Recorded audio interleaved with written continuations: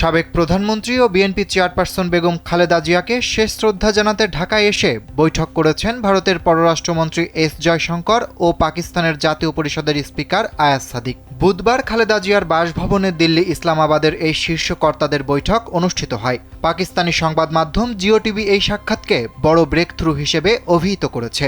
অন্যদিকে পাকিস্তানের স্পিকারের করা টুইটে তিনি উল্লেখ করেছেন, এটি একটি বড় সাফল্য। বাংলাদেশের প্রথম নারী প্রধানমন্ত্রী খালেদা জিয়া মঙ্গলবার ৮০ বছর বয়সে মারা যান। স্যান্ডেলিনা সো, রূপচর্চায় আভিজাত্য।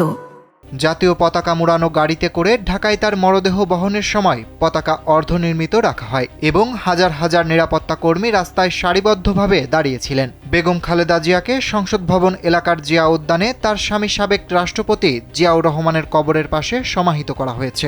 বুধবার বিকেল 4:30টার দিকে রাষ্ট্রীয় মর্যাদায় তার দাফন সম্পন্ন হয়।